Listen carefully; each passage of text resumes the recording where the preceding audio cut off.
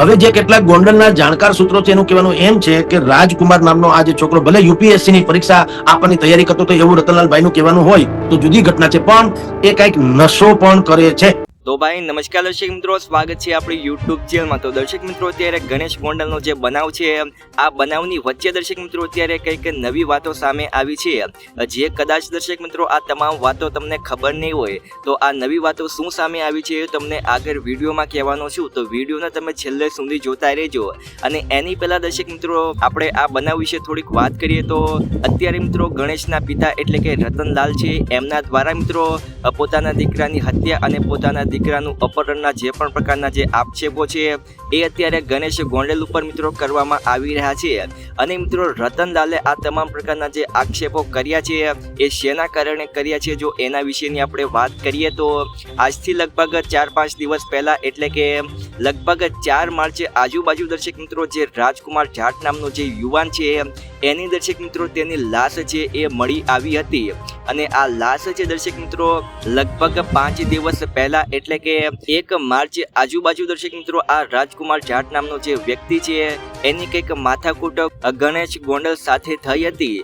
એટલા કારણે દર્શક મિત્રો અત્યારે રાજકુમારના પિતા એટલે કે રતનલાલ છે એમના દ્વારા કહેવામાં આવી રહ્યું છે કે તેમના દીકરાની હત્યા અને તેમના દીકરાનું અપહરણ છે અત્યારે ગણેશ ગોંડલ દ્વારા કરવામાં આવ્યું છે એવું મિત્રો અત્યારે રતનલાલ બોલી રહ્યા છે. અને મિત્રો અત્યારે સામે એવું પણ આવી રહ્યું છે કે જે રતનલાલ છે અને તેમના દીકરાની જે હત્યા થઈ છે એ રતનલાલ લગભગ દર્શક મિત્રો 30 વર્ષથી ત્યાં રહે છે અને તે પાવભાજીનો ધંધો કરે છે.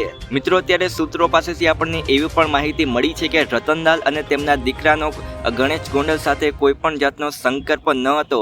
અને મિત્રો એવું પણ અત્યારે કહેવામાં આવી રહ્યું છે કે આ ખુદ દર્શક મિત્રો પત્રકાર જે જગદીશભાઈ પત્રકાર છે એમના દ્વારા પણ આવું કહેવામાં આવી રહ્યું હતું. અને ઘણા બધા સૂત્રો દ્વારા પણ મિત્રો એવું કહેવામાં આવી રહ્યું હતું કે અત્યારે જે રાજકુમાર જાટ નામના વ્યક્તિને અત્યારે જે હત્યા થઈ છે એ દર્શક મિત્રો ક્યાંક ને ક્યાંક નશીલી પદાર્થવાળી વસ્તુ પણ દર્શક મિત્રો ઉપયોગ કરતો હતો. હવે આ તો દર્શક મિત્રો રામ જાણે, આના વિશે આપણે કોઈ પણ જાતની આપણી પાસે માહિતી નથી, પરંતુ આ બધી સૂત્રો પાસેથી આપણને માહિતી મળી રહી છે.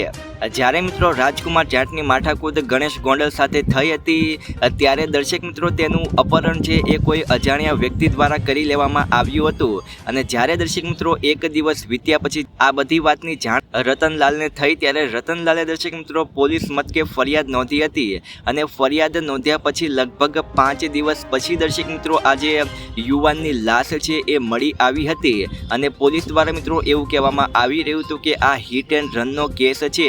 જોકે દર્શક મિત્રો આ તો બધી આપણને આવનારા સમયમાં ખબર પડશે.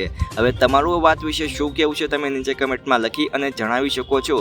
તો આજના વિડીયોમાં આપણે આટલું જ રાખીએ છીએ. વિડીયો ગમે હોય તો એક લાઇક કરી નાખજો. આપણી યુટ્યુબ ચેનલમાં નવા આવતા હોય તો યુટ્યુબ ચેનલને સબસ્ક્રાઈબ કરી દેજો. તો મળીએ નવા વિડીયોમાં.